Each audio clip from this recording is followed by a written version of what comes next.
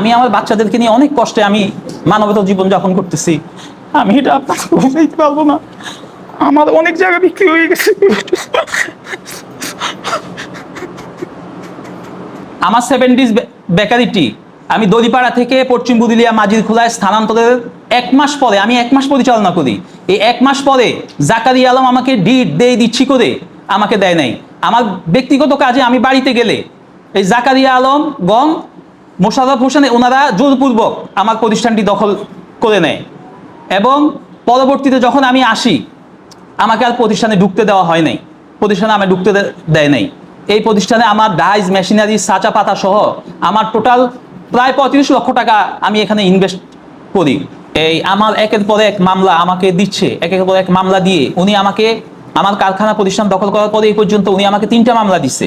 তারপরে আমার যে প্রতিষ্ঠানের যে পাওনাদার ওনারা আমার নামে মামলা দিচ্ছে, এই প্রতিষ্ঠানে মাল দিচ্ছে, অথচ উনি আমাকে কর্মচারী বানায় একের পর মামলা দিয়ে আমাকে হয়রানি করতেছে। আমি ঘুমাইতে পারতেছি না। আমি জায়গা জমি ধার দেনা করে টাকা পয়সা আমি এই অ্যারেঞ্জ করে এই প্রতিষ্ঠান আমি দাঁড় করাই, আর উনি এই প্রতিষ্ঠান দখল করে হ্যাঁ উনি আজকে এর থেকে লক্ষ লক্ষ টাকা মুনাফা অর্জন করতেছে, উনি প্রতিষ্ঠান চালাইতেছে, আর আমি বিনিময়ে আমি ঋণের বোঝা আর মামলার বোঝা নিয়ে আমি মানুষের দ্বারে দ্বারে আমি ঘুরতেছি।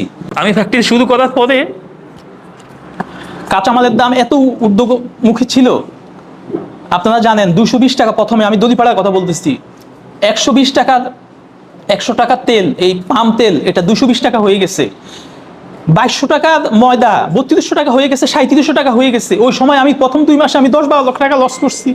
পরে আমি 2জন লোককে আমি 10% শেয়ার দিয়ে 2জনের কাছ থেকে 5-10 লক্ষ টাকা আমি নিছি, এবং এটা স্ট্যাম্পের উপরে। আমি ওই টাকাও এখনো দিতে পারি নাই। ওনারা আমাকে চাপ দিচ্ছে, মামলা দেওয়ার হুমকি দিচ্ছে। আমি সরকারের এমন কোনো দপ্তর নাই যে আমি যাই নাই, এবং আমি পরবর্তীতে একটা মামলা করি এই থানায়, এই জুলাই আগস্টের পরে এই থানায়, সদর থানায় মামলা করি। মামলার পরে এসআই উজ্জ্বল বিবাদীরা তার সাথে যোগাযোগ করে এবং তৎকালীন ওসি আরিফ 2জন আমাকে ডেকে আমাকে বলে যে আপনি ওনাদের সাথে আপোষ করে ফেলেন। হ্যাঁ, আপনি যার নামে মামলা দিয়েছেন সেই হলো বিএনপির কেন্দ্রীয় নেতা, হ্যাঁ আপনি তার সাথে পারবেন না, আপনার কিছু টাকা পয়সা দিয়ে দিবে, আপনি আপোষ করে ফেলেন। আর অথচ আমি সাক্ষী নিয়ে ঘুরতেছি, আমার সাক্ষী নেয় নাই। বিষয়টা আমি এই বর্তমান যে কাউন্সিলর কমিশনার স্যার ওনার কাছে আমি অভিযোগ করি। অভিযোগ করলে আমি স্যার আমার নিচ্ছে না, আমার সাক্ষী নিচ্ছে না, এবং আমাকে ঘুরাইতেছে, চার্জশিট দিচ্ছে না। পরে স্যার লিস্ট নিছে আমার কাছে, লিস্ট নিয়ে এটা ওই যে আরেকজন আছে সম্ভবত তানভীর, উনি এডিসি পদমর্যাদা, ওনাকে দিয়ে এটা ওনার হোয়াটসঅ্যাপে পাঠিয়ে দিচ্ছে, বলছে এই সাক্ষীগুলো এক কোন। কমিশনার স্যার বলছেন যদি এই সাক্ষী না নেয় আমার কাছে আবার আসবেন, আমি দেখব। পরবর্তীতে এ চলে গেছে, একে বদলি করে দিছে, দেওয়ার পরে আরেকজন আসছে এএসআই ইয়াসিন আরাফাত, উনি সাক্ষী নিছে আবার নতুন করে। সাক্ষী নেওয়ার পরে বাড়িওয়ালা সহ সকল সাক্ষী হয়ে গেছে। উনি আমাকে 1 সপ্তাহের মধ্যে চার্জশিট দিয়ে দেয়, বলছে ভাই সাক্ষী হয়ে গেছে, আর সাক্ষী লাগবে না, আমি 1 সপ্তাহের মধ্যে দিয়ে দিচ্ছি, আমার বদলি অর্ডার হয়ে গেছে। উনিও 15-20 দিন যাওয়ার পরে উনিও চার্জশিট না দিয়ে চলে গেছে।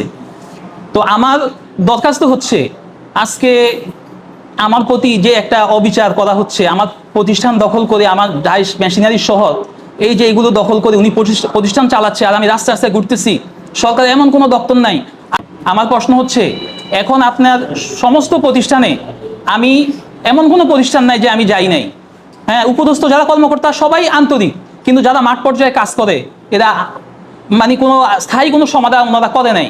কিন্তু আমার যে মামলা আমার নামে, উনি যে আমার নামে যে মামলা দিচ্ছে প্রতিষ্ঠান দখল করার পরে 3টা মামলা, আমার আরো পার্টিরা আমার নামে মামলা দিচ্ছে যারা আমার কাছে টাকা পাবে প্রতিষ্ঠানের এগেনিস্টে, এই মামলার বোঝা মাথায় নিয়ে আমি মামলাও চালাইতে পারতেছি না অর্থনৈতিক সমস্যার কারণে।